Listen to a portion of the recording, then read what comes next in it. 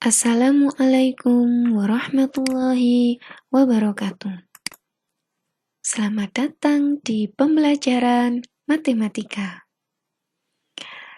Anak-anak, hari ini kita akan belajar bab 5, yaitu perbandingan, yang berfokus pada materi memahami dan menentukan perbandingan dua besaran, serta menentukan perbandingan dua besaran dengan satuan yang berbeda. Sebelum Ibu lanjut pada penjelasan materi kali ini, Ibu ingatkan ya, jangan lupa penjelasan pada video ini kalian tulis di buku catatan matematika kalian, serta pahami materi kali ini dengan baik. Kompetensi dasar pada materi kali ini berfokus pada KD 3.7, 3.8, 4.7, dan 4.8. Tujuan pembelajaran pada materi kali ini yaitu setelah siswa mempelajari, siswa diharapkan mampu membedakan masalah yang berkaitan dengan perbandingan atau nama lainnya rasio dan yang bukan perbandingan.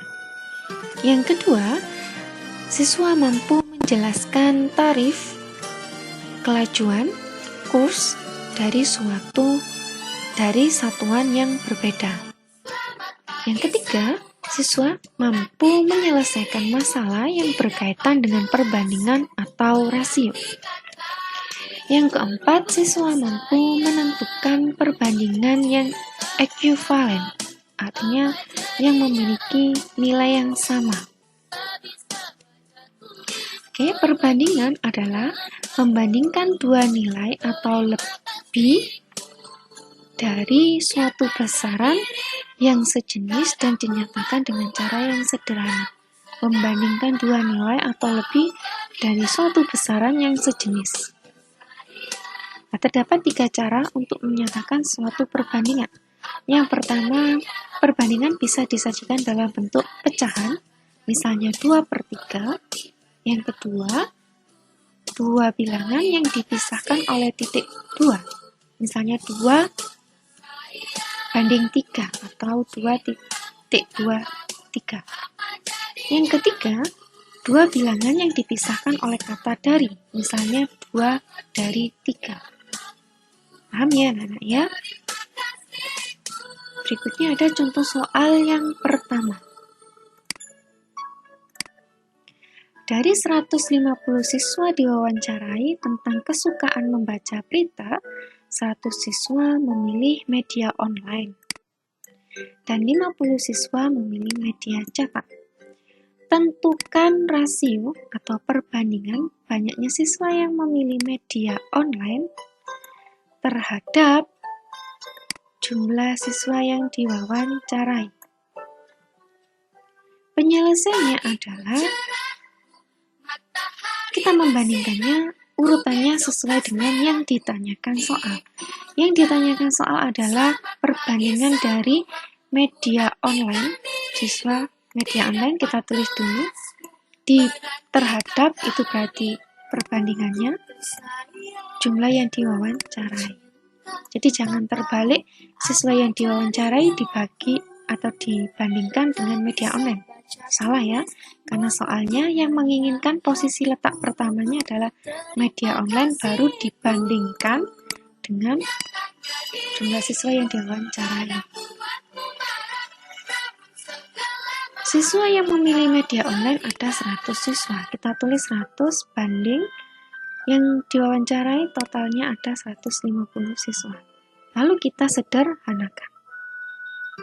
Ini 100 dibagi 50 dan 150 juga dibagi 50. Hasilnya adalah 2 dan ini 3. Jadi perbandingannya adalah 2/3. Atau bisa ditulis dengan 2/3. Atau bisa lagi 2/3. Bisa dijadikan salah satu. Soal contoh yang kedua, Ita dan Doni adalah teman sekelas.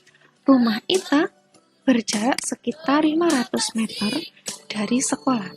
Rumah Doni berjarak sekitar 1,5 km dari sekolah. Berapa perbandingan jarak rumah Ita dan Doni dari sekolah? Maka cara penyelesaiannya adalah urutan soalnya yang diinginkan adalah rumah Ita terlebih dahulu, lalu kita bandingkan dengan Doni. Jadi jarak rumah Ita dibanding jarak rumah Doni sama dengan rumah Ita jaraknya 500 meter dibanding rumah Doni adalah 1,5 km. Kita tahu di sini satuannya berbeda, meter dan kilometer, maka kita samakan dulu satuannya. 500 meter tetap, 1,5 km itu sama halnya dengan 1.500 meter.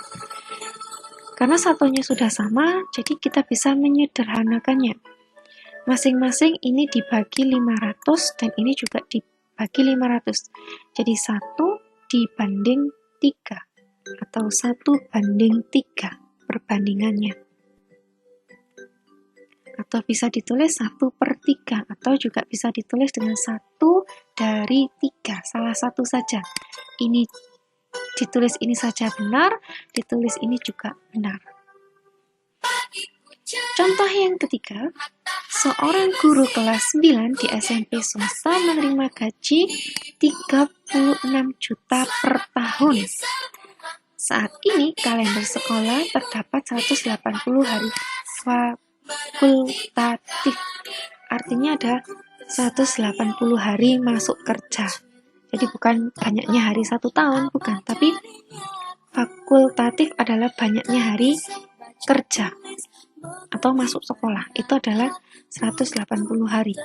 Gajinya adalah 36 juta selama 180 hari dalam setahun. Jadi dalam setahun kerjanya dia adalah 180 hari. Jika tahun depan sekolah menambah waktu bagi guru kelas 9 mengajarnya menjadi 220 hari. Berapa pendapatan guru dalam sehari? Maka cara penyelesaiannya adalah kita hitung dulu gaji per harinya yang tahun kemarin atau yang tahun ini. Jadi jika 36 juta ini selama 180 hari, berarti untuk satu harinya mendapatkan gaji 36 juta dibagi 180 sama dengan 200.000. Artinya satu hari dia mendapatkan gaji 200.000. Ini untuk yang pada tahun ini. Sedangkan pada tahun depan itu sekolah berencana menambah 220 hari. Maka gajinya yang didapatkan pada tahun depan adalah 200.000 dikalikan dengan banyaknya harinya tahun depan adalah 220. Hasilnya adalah 44 juta. Jadi pada tahun depan guru tersebut akan menerima gaji setahun totalnya adalah 44 juta. Soal yang keempat. Agung bersepeda di lintasan yang berbeda.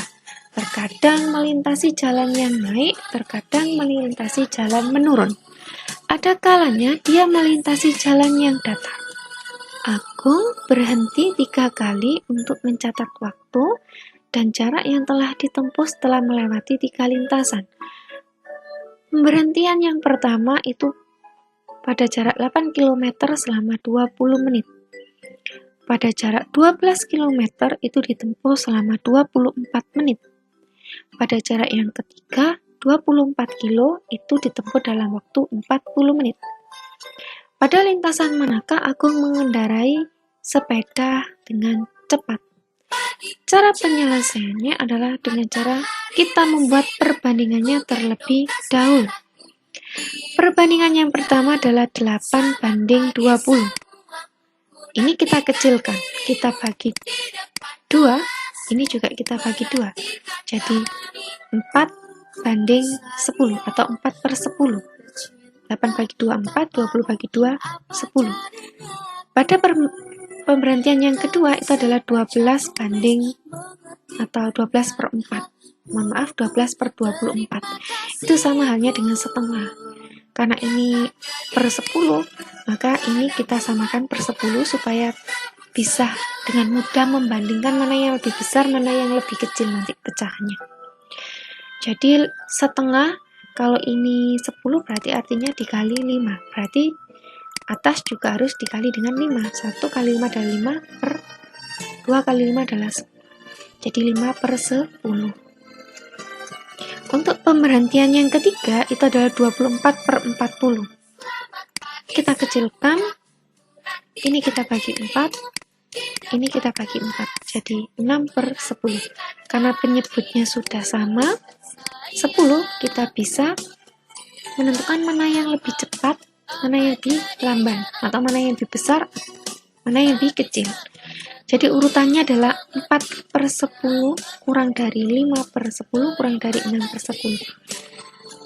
Atau 4/10 adalah miliknya 8/20 dan 5/10 adalah miliknya 12/24 dan 6/10 itu adalah miliknya 24/40.